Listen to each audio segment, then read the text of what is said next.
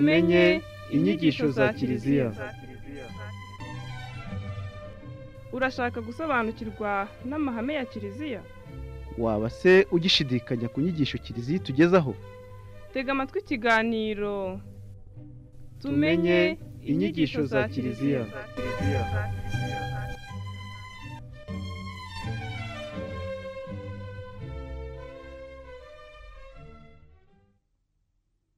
Nshuti bakunzi wa Radio Maria Rwanda, ndabasuhuje mbifuriza amahoro ya Nyagasani Kristo Yezu akuzwe. Tugiye gutangira ikiganiro kugira ngo dusobanukirwe n'umwaka wa liturujia. Ni ikiganiro kizagira ibice byinshi. Nkifuza rero ko iki kiganiro kizajya kurangira n'uburura dushoboye gusobanukirwa mu by'ingenzi bigize umwaka wa liturujia, impamvu yabyo. Reka rero tubanze twibukiranye iyo tuvuze umwaka wa liturujia murumva ko harimo amagambo abiri, harimo umwaka no kuvuga igihe kigizwe n'amezi runaka, hakabamo na liturujia dusanzwe tuzi uyu mwaka wa gisivile ufite amezi 12. Umwaka wa liturujia nawo ufite ubu aho utangirira ukagira naho urangiriza. Liturujia ubwayo nabyo no kubyibukiranya, nkibutsa yuko ari igikorwa cyangwa se umurimo mutagatifu w'ubusaseredoti bwa Kristo webwe yikorera muri Kiliziya ye, akoresheje Kiliziya nanone kandi agamije gutagatifuza imbaga kugira ngo nayo ibonereho kubona ubushobozi bwo gusingiza Imana ndetse no kuyiha ikuzo. Mu magambo make liturujia umuntu yashobora kubisobanura gutyo, magambo arambuye yashobora kongeramo ibindi, ariko kuba ari igikorwa cyangwa se umurimo mutagatifu wa Kristo bwe akorera muri Kiliziya ye kandi akoresheje Kiliziya ye agamije gutagatifuza abagize iyo Kiliziya, kandi no kugira ngo bagize Kiliziya bashobore kubona ububasha bwo gusingiza Imana ndetse no kuyiha ikuzo. Biragaragara rero ko intego y'ibikorwa bya liturujia ari ebyiri. Icya mbere ni ugutagatifuza imbaga y'abayoboke b'Imana, hanyuma icya kabiri kikaba gusingiza ndetse no guha Imana ikuzo. Ibyo gikorwa rero cyangwa se uwo murimo mutagatifu ugenda wigaragaza mu gihe cy'umwaka wa liturujia, dutangira n'igihe cya Divine ndetse tukagisoresha n'umunsi mukuru wa Kristo Umwami, twabihimbaje ku munsi wa Kristo Umwami wabaye. Iki kiba kigamije mu mwaka wa liturujia ni uguhimbaza amateka y'icungurwa rya muntu mu gihe cy'umwaka wose. Umuntu yavuga yuko umwaka wa liturujia ugamije gushima ndetse no guha Imana ikuzo, kwamamaza ubuntu bwayo mu nyungu z'umuryango w'Imana, gutagatifuzwa n'Imana nyirizina. Hanyuma muri uko gutagatifuzwa n'Imana umuryango nawo ukaboneraho gutinyuka ukagira uti Aba Data, ugasingiza Imana ukayiha ikuzo ryayo. Turakomeza tuza kubona imvo n'imvano y'umwaka wa liturujia.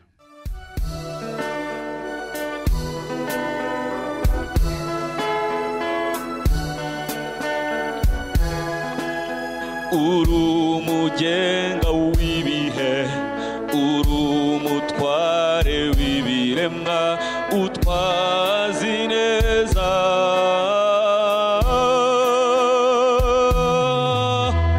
Twarakuyobotse turi mu ngoma yawe, ingoma yawe ntizashira, Kristo Umwami.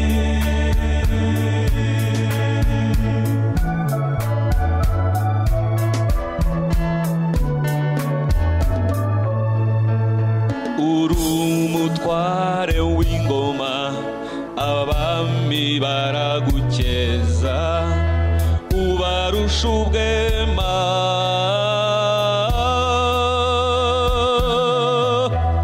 Twarakuyobotse turi mu ngoma yawe, ingoma yawe ntizashira, Kristo Umwami. Yewe tutatakiranye turi mu kiganiro tumenye inyigisho za Kiliziya mu iseme ryayo rya liturujia. tukaba tumaze kwibukiranya liturujia icyo ari cyo, tumaze kubona intego z'ibikorwa bya liturujia, ndetse tumaze kubona mu ncamake cyane umwaka liturujia ndetse n'intego yayo.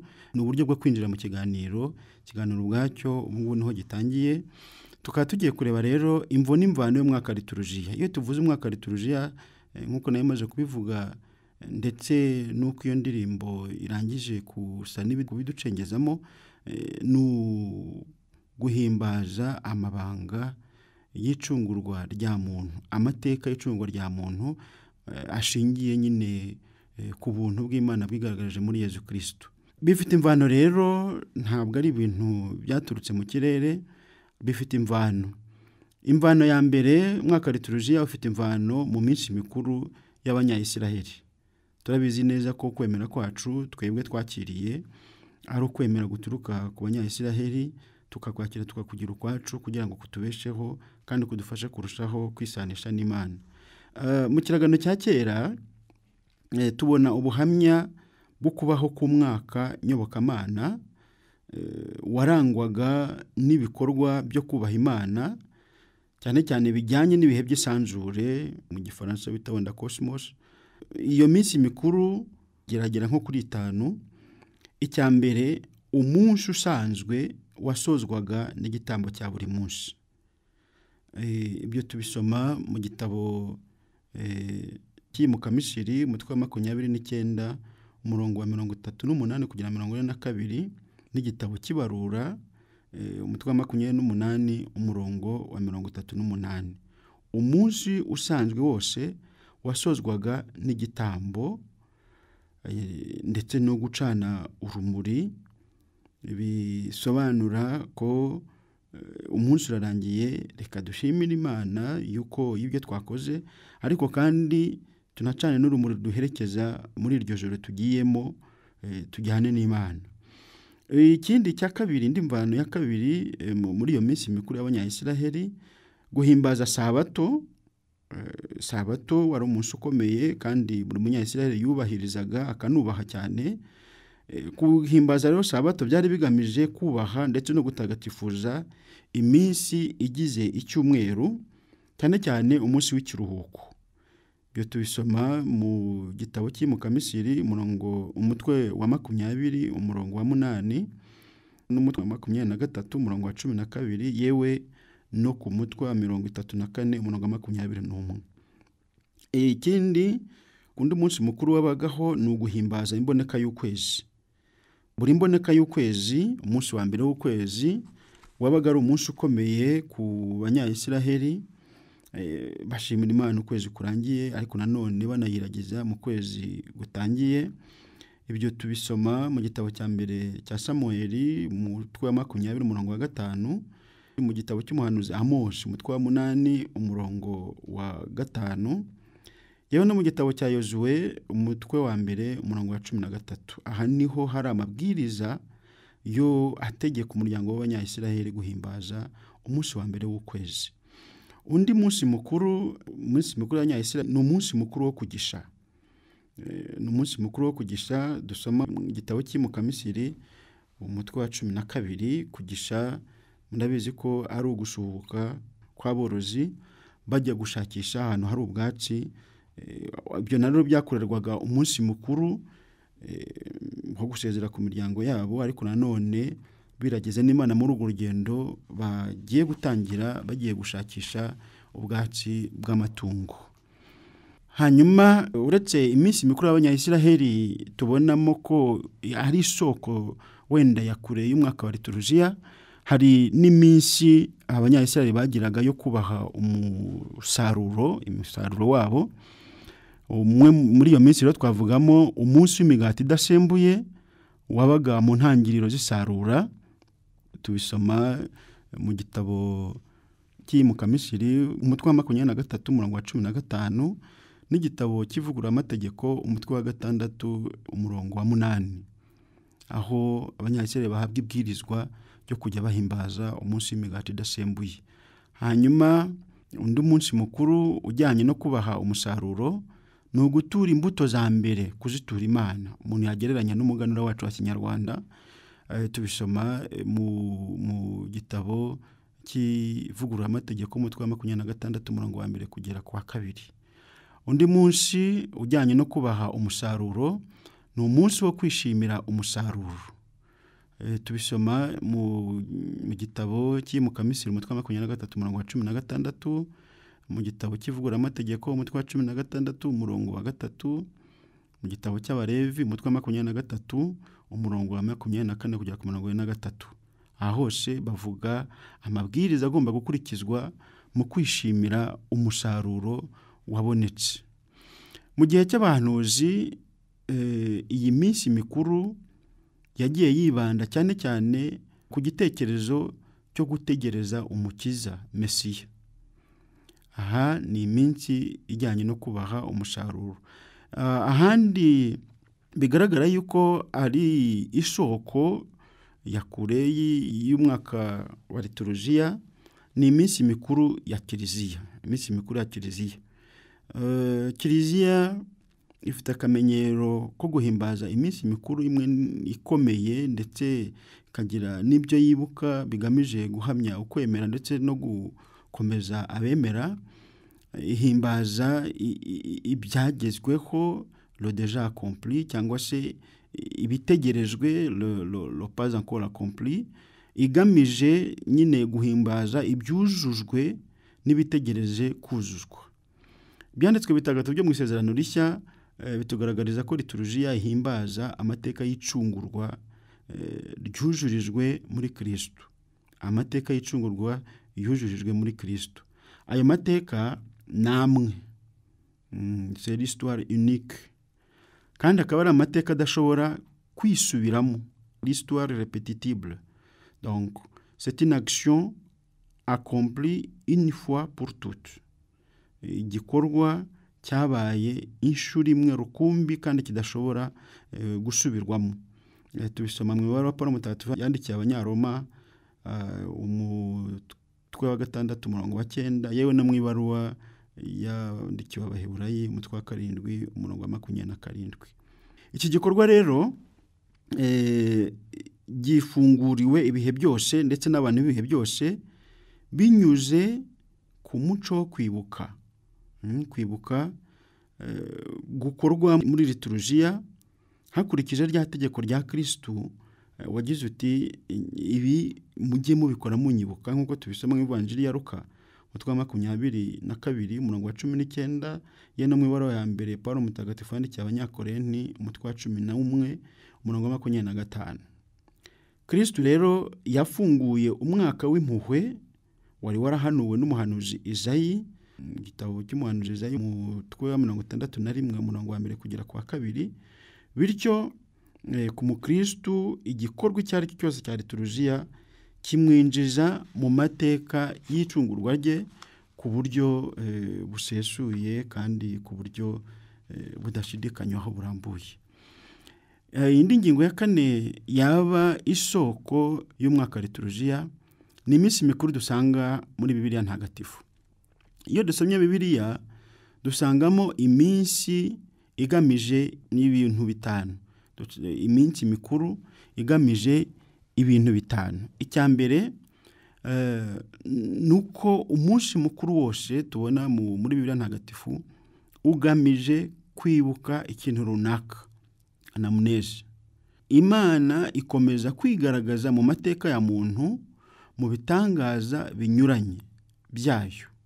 Mu minsi mikuru tubona muri Bibiliya iki kintu ni ingingo ikomeye. Hanyuma ikindi nuko umunsi mukuru tubona muri Bibiliya ntagatifu ni umunsi mukuru ugamije kwinjira mu buzima ndetse no kubusigasira. Kwinjira mu buzima ndetse no kubusigasira.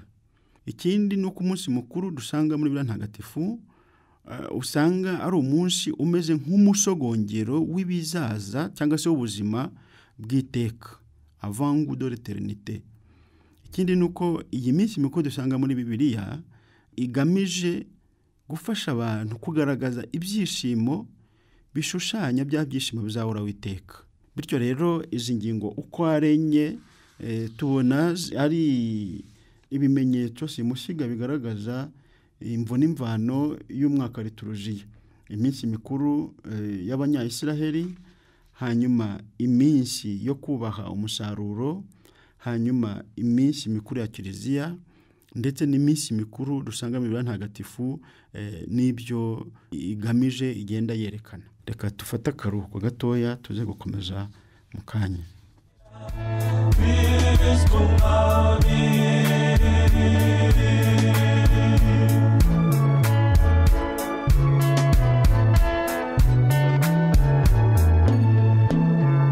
Nzajya ndondorera bose ibitangaza byawe, wowe mwamubahatse.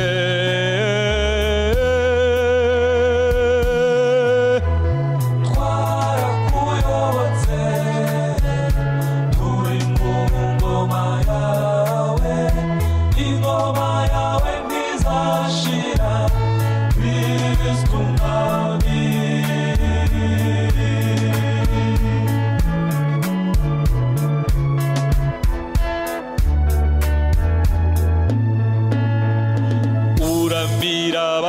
Bose ukemaraza abari bunamiranye, uri igihangange.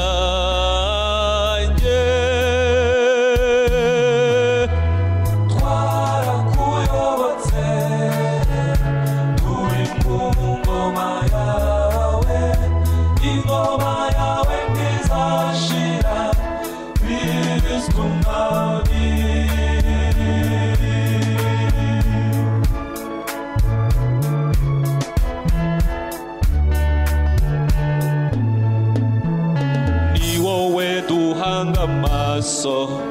Ukaduha icyo twifuza mu gihe gikwiye.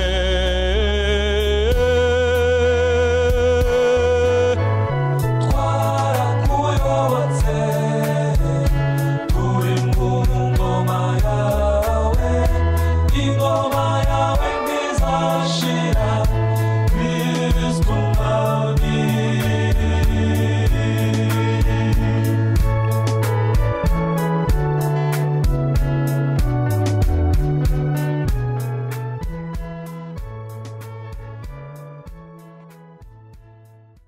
Waba agifungura inyakiramajwi ye, nakwibutsa yuko turi mu kiganiro inyigisho za kiliziya mu ishami ryayo rya liturujia. Tukaba twatangiye twibutsa liturujia icyo ari cyo ndetse n'intego yayo, tukavuga amagambo make avunaguye kuko kubirambura biraza mu kanya. Umwaka liturujia icyo ari cyo ndetse n'intego yayo, tukibaza imvo n'imvano y'umwaka liturujia mbere nyine yuko twinjira kuwusobanura no kuwucengera uko bikwiye. Aka gace rero tugezeho ni ingingo y'umwaka liturujia ni iki. Turibaza tuti umwaka liturujia ni iki? Umwaka liturujia ni umuhimbazo w'uruhererekane rw'ibikorwa by'amateka y'icungurwa rya muntu mu gihe cy'umwaka wose. Umuntu yabisubiramo kugira ngo umuhimbazo w'uruhererekane rw'ibikorwa by'amateka y'icungurwa rya muntu mu gihe cy'umwaka wose. Tuzi yuko umwaka liturujia utangirana n'igihe cya Advent, icyumweru cya mbere cya Advent, ugasozwa n'umunsi mukuru wa Kristu mwami, hanyuma akongera agatangira undi mwaka. Imiterere y'umwaka liturujia uko tuwuzi ubu ngubu ni imbuto zashibutse ku muhimbazo w'umunsi wa Nyagasani. Mu kiragano cya kera umunsi wa Nyagasani wari Isabato, hanyuma mu kirakano gishya umunsi wa Nyagasani uba Pasika ya Nyagasani, icyumweru wa mbere w'Isabato. Mu gihe cy'intumwa rero ni umuhimbazo icyumweru cyangwa se Pasika ya Nyagasani wari umuhimbazo wa Pasika buri mwaka. Aha rero icyumweru bigaragara yuko ari ipfundo ry'ibanze cyangwa se inkingi ya mwamba ishamikiyeho umwaka liturujia, kuko byose bishamikiye ibyo duhimbaza byose, ayo mateka y'icungurwa rya muntu tuvuga duhimbaza mu gihe cy'umwaka wose ashamikiye nibabara n'urupfu bya Nyagasani Yezu Kristu, kandi byarangiriye mu izuka rye. Izuka rye rero ryabaye ku wa mbere w'isabato aricyo cyumweru. Ubu ngubu niyo mpamvu icyumweru ari ipfundo nyirizina ry'umwaka liturujia. Ni ngombwa rero kubanza kumenya icyumweru gituruka he, imvo n'imvano y'icyumweru, kugira ngo ushobore kumenya uburyo icyo cyumweru kibumbye amabanga y'umwaka liturujia. Kugira ngo dushobore kubigeraho turifashisha amagambo yo mu ibara ya mbere y'Abanyakorinti n'amagambo yo mu gitabo cy'ibyakozwe n'intumwa, yewe n'amagambo yo mu gitabo cy'ibyahishuriwe Yohana intumwa. Mu ibara ya mbere y'Abanyakorinti umutwe wa 16 umurongo wa 1 kugera kwa 2 dusangamo itegeko ryatanzwe na Paulo mutagatifu ndetse rinasobanura impamvu yo guhura ku cyumweru. Nuko ari umunsi wa mbere w'icyumweru, no kuvuga umunsi wa mbere nyuma y'isabato, umunsi wabaye ku cyumweru, ari nawo Yezu yazutseho. Mutagatifu Paulo rero agasaba Abanyakorinti ko bajya bahura buri gihe mu isengesho, ndetse bakibuka no gutanga ituro ryo gufasha abakene. Aho ni ku cyumweru. Hanyuma mu byakozwe n'intumwa umutwe wa 20 umurongo wa 4 kugera kwa 12, Paulo yari ahantu mu mujyi wa Troadi mu ikoraniro yari yarashinze. Hanyuma umunsi wa nyuma w'uruzinduko rwe wari uhuriranye n'umunsi w'icyumweru. Abakristu bari bahujwe no kumanyurira hamwe umugati. Paulo mutagatifu ahari icyo gihe ubwo n'ubuhamya. Hanyuma mu gitabo cy'ibyakozwe n'intumwa umutwe wa mbere umurongo wa 9 kugera ku wa 10 ho hemezwa ukubaho ku munsi wa Nyagasani uhuza abayoboke ba Kristo bose. Icyumweru rero cyavutse mu cyerekezo cy'Ukaristiya kandi hagamijwe cyangwa se harangamiwe ihindukira rya Nyagasani. Icyumweru cyateguwe mu ncamarenga na sabato yahawe icyerekezo gishya na Yezu Kristo ubwe. Yarayihimbaje iyo sabato kandi yerekana ko umuntu ari hejuru y'isabato, kari we uyigenga, ko itagomba kumubangamira cyangwa se kumutsikamira. Niwe mugenga w'isabato, na Yezu ubwe yarayubahirije. Aha rero muri izi nyandiko uko ari 3 umuntu yavuga yuko ari inyandiko zishyigikira cyangwa se zerekana imvo n'imvano y'icyumweru, ariko nyine icyo cyumweru kikaba gishingiye ku izuka rya Yezu Kristo. No kuvuga imva n'imvano nkuru nyirizina ni Yezu Kristo ubwe. Izi nyandiko zindi ni zihamya uko abantu bagiye bitwara nyuma y'Izuka rya Nyagasani Yezu Kristo, kandi zigahamya ko abantu bahuraga ku cyumweru bagamije gusenga, ariko bagamije no kwibuka ibanga ry'izuka Nyagasani Yezu Kristo kugira ngo ribamurikire mu buzima bwabo. Niyo mpamvu icyumweru cyahawe amazina menshi, ariko ay'ingenzi umuntu yavugamo ko ari 3. Nuko icyumweru cyahawe izina ko ari umunsi wa mbere nyuma y'isabato, le premier jour après le sabbat. Bashaka kwerekana yuko sabato n'agaciro kayo yari ifite yujurijwe mu izuka rya Nyagasani Yezu Kristo. Bityo rero umunsi wa mbere nyuma y'isabato akaba ari we nyuma y'izuka rya Nyagasani Yezu Kristo ugomba guhabwa agaciro gakomeye kurusha sabato yari isanzwe, kuko nyine ibintu byahinduwe bishyashya n'izuka rya Nyagasani Yezu Kristo. Irindi zina ryahawe icyumweru ni umunsi wa Nyagasani, Dies Domini, umunsi wa Nyagasani, umunsi Nyagasani yigeneye, ari nawe yagaragarijeho ububasha bwe busumbye ubwo bw'ibikomangoma byo kuri iyi si, hanyuma agatsinda urupfu akazukira gukiza abantu bose no kubasezeranya ubuzima bw'iteka. Irindi zina mu yandi mazina menshi yahawe icyumweru nahisemo 3 ni umunsi wa 8. Impamvu ari umunsi wa 8 nuko ari umunsi ukurikira sabato, kandi uwo munsi ukaba waragaragaje ububasha buhambaye cyangwa se waragaragajwemo ububasha buhambaye ugatagatifuzwa n'izuka Nyagasani Yezu Kristo. Icyumweru rero cyaje guhabwa imbaraga no guhimbaza Pasika ngarukamwaka. Twumvise mu baruwa ya mbere Pawulo Mutagatifu yandikiye Abanyakorenti ko yabategekaga guhura buri cyumweru kugira ngo bibuke izuka rya Nyagasani Yezu Kristo, bamanyuramo umugati, baririmbira hamwe zaburi, banasengere hamwe. Byakorwaga buri cyumweru. Byaje rero guhabwa imbaraga no guhimbaza Pasika ngarukamwaka buri mwaka. Ibyo kwari kugira ngo hatsindagwe kuko Pasika ari umunsi mpuzamabanga y'Imana, amabanga agamije kwigarurira imbaga ya muntu, ikayibumbira mu muryango we umwe rukumbi. Bakunzi kandi inshuti za Radio Mariya Rwanda,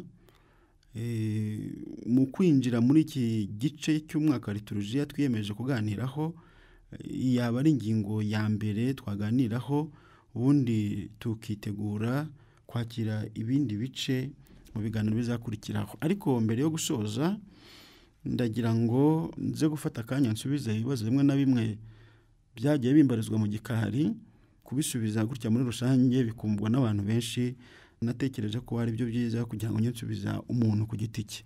Reka dufate rero akaruko gatoya, hanyuma nze nsubiza ibyo bibazo.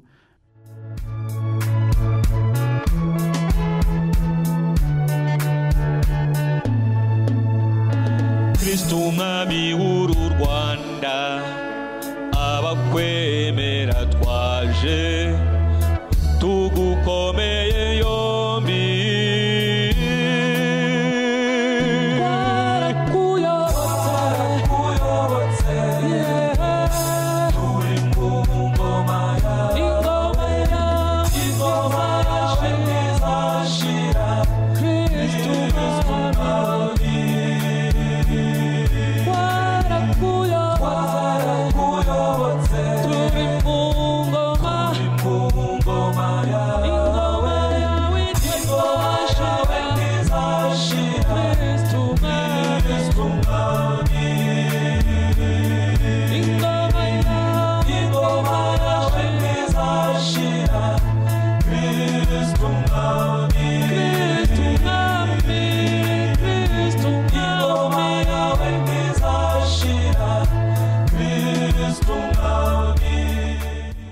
Hari ibibazo bibiri byabajijwe. Icya mbere kigira giti, uri mu misa akora ku kimenyetso cy'umusaraba kangahe? Ikimenyetso cy'umusaraba mbere na mbere ndabanza kwibutsa yuko ari uburyo bwo guhamya ukwemera ku mukristo. Igihe rero turi mu misa gifite aho gikoreshwa, ntabwo gikoreshwa habonetse hose. Reka mpere wenda mu mutambagiro, ari umutambagiro utangira cyangwa se umutambagiro usoza. Iyo umwepiskopi ari we urayobora igitambo cy'Ukaristiya, agenda mu mutambagiro atanga umugisha bikoresheje ikimenyetso cy'umusaraba. Birumvikana abakristo rero bakira uwo mugisha w'umwepiskopi bikorera ikimenyetso cy'umusaraba. Aho nahambere byumvikana neza ko ni mu mutambagiro mu gitambo cy'Ukaristiya cyayobowe n'umwepiskopi. Hanyuma ikimenyetso kindi dukora rero cya mbere ni igihe umusaserdoti amaze kubaha alitari, hanyuma tugatangira hamwe nawe twikorera ikimenyetso cy'umusaraba tuvuga tuti ku izina ry'Imana Data na Mwana na Roho Mutagatifu. Aho ni aha kabiri.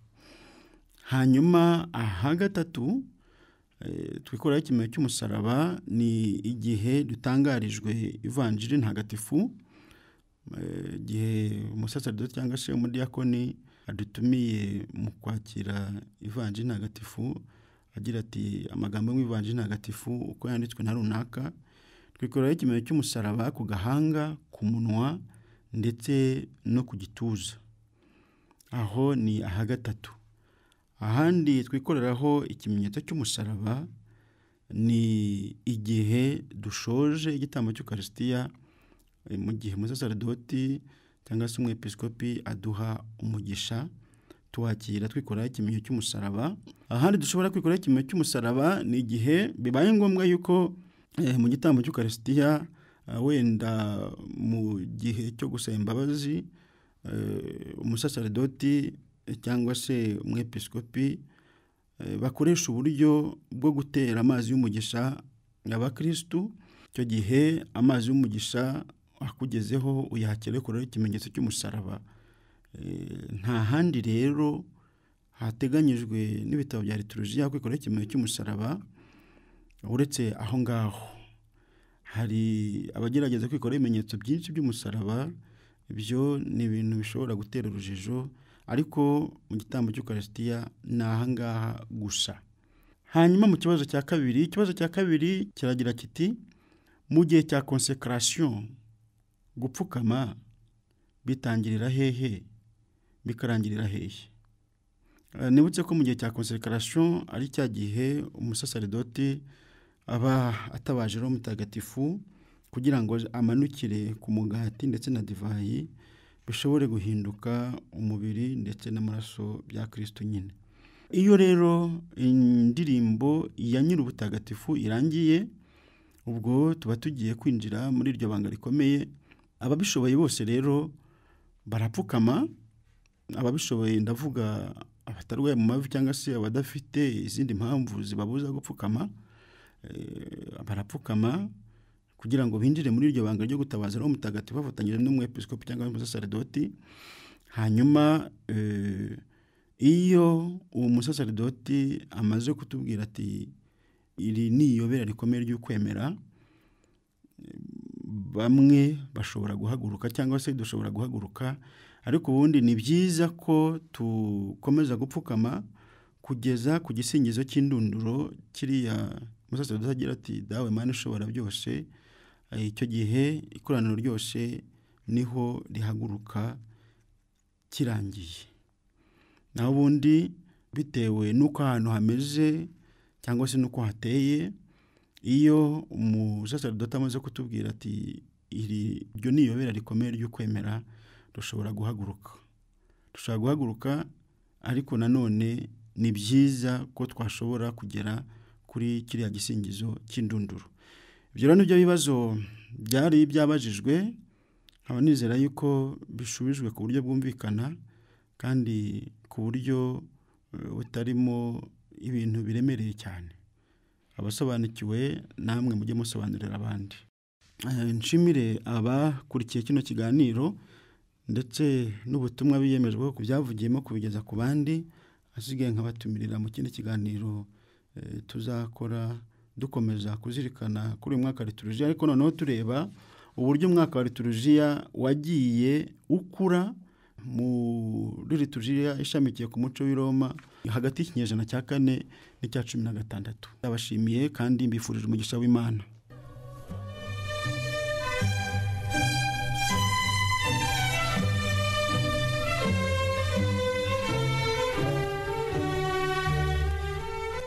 Tumenye inyigisho za Kiliziya. Urashaka gusobanukirwa n'amahame ya Kiliziya?